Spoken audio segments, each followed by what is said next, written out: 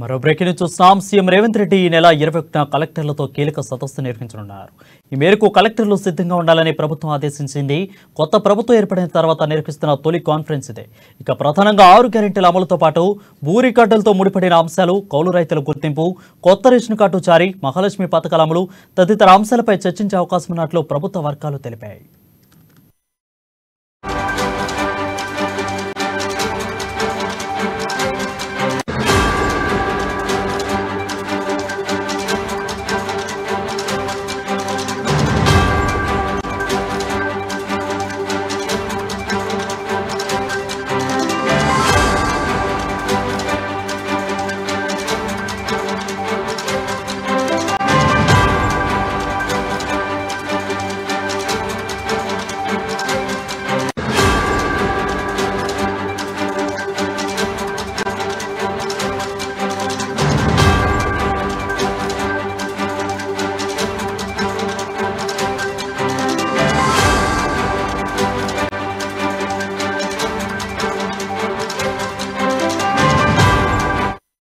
News చూస్తున్నాం. CM Revanth Reddy ఈ నెల 21న కలెక్టర్లతో కీలక సదస్సు నిర్వహించనున్నారు. ఈ మేరకు కలెక్టర్లు సిద్ధంగా ఉండాలని ప్రభుత్వం ఆదేశించింది. కొత్త ప్రభుత్వం ఏర్పడిన తర్వాత నిర్వహిస్తున్న తొలి కాన్ఫరెన్స్ ఇదే. ఇక ప్రధానంగా 6 గ్యారెంటీల అమలుతో పాటు భూ రికార్డులతో ముడిపడిన అంశాలు, కౌలు రైతుల గుర్తింపు, కొత్త రేషన్ కార్డుల జారీ, మహాలక్ష్మి పథకాల అమలు తదితర అంశాలపై చర్చించే అవకాశం ఉన్నట్లు ప్రభుత్వ వర్గాలు తెలిపాయి. దీనిపై మరింత సమాచారం మా ప్రతినిధి రాజు లైవ్ ద్వారా అందిస్తారు. రాజు, చెప్పండి, అప్డేట్స్ ఏంటి దీనిపై?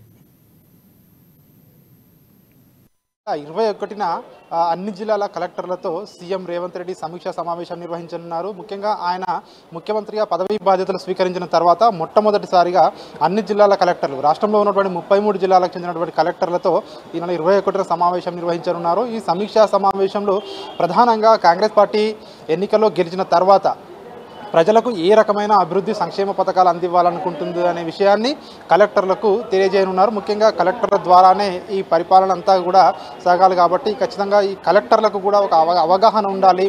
అసలు రాష్ట్ర ప్రభుత్వం యొక్క ప్రాధాన్యతలు ఏంటి అనే విషయాలన్నింటిపై కూడా కలెక్టర్లతో ఒక సుదీర్ఘంగా సమావేశాన్ని నిర్వహిస్తామని చెప్పేసి సీఎం వర్గాలు ఇప్పటికే మనకు సమాచారాన్ని అందించడం జరిగింది.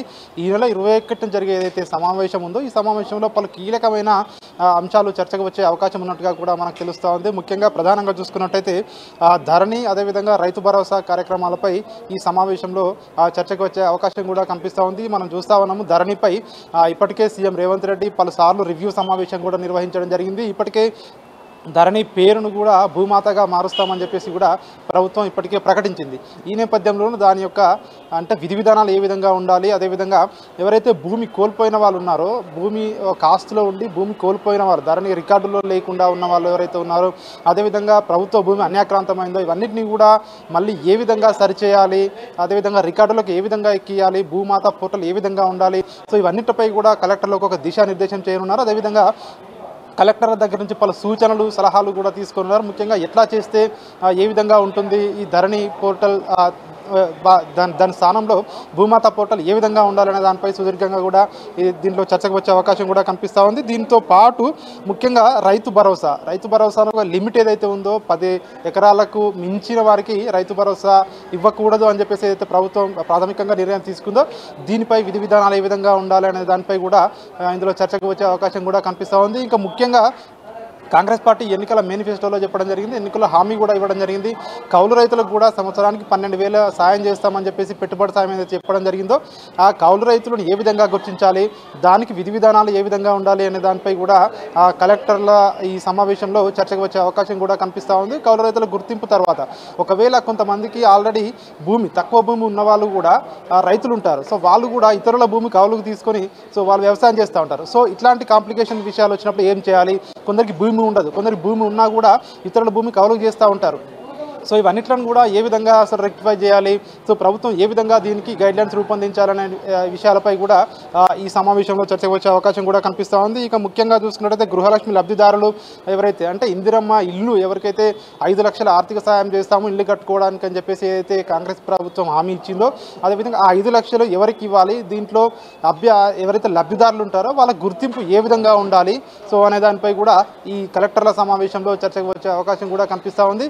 ముఖ్యంగా అంటే అంటే రేషన్ కార్డును ప్రాథమికంగా తీసుకోవాలా, బీపీఎల్ని ఏ విధంగా కొలమానంగా తీసుకోవాలి, సో నా దానిపై కూడా ఒక గైడ్లైన్స్ కూడా ఈ సమావేశంలో ఏ విధంగా ఉండాలి అనే దీనిపై సుదీర్ఘంగా కలెక్టర్లతో సీఎం రేవంత్ రెడ్డి చర్చించే అవకాశం కూడా కనిపిస్తూ ఉంది. ముఖ్యంగా జీవో నెంబర్ 58, 59పై కూడా ఈ సమావేశంలో చర్చకు వచ్చే అవకాశం కూడా కనిపిస్తూ ఉంది. ముఖ్యంగా కాంగ్రెస్ పార్టీ ఏదైతే 6 గ్యారంటీలు హామీలు ఇవ్వడం జరిగిందో, 6 గ్యారంటీలు మేము అధికారంలోకి వచ్చిన తర్వాత 100 రోజుల్లో పూర్తి చేస్తామని చెప్పేసి ఏదైతే హామీ ఇవ్వడం జరిగిందో ఆ 6 గ్యారంటీలపై ప్రధానంగా చర్చకు వచ్చే అవకాశం కూడా కనిపిస్తూ ఉంది. ఇప్పటికే 2 గ్యారంటీలు అమలు చేస్తూ ఉన్నామని చెప్పేసి ప్రభుత్వం చెప్తా ఉంది. ఇప్పటికే 2 గ్యారంటీలను అమలు చేస్తూ ఉంది.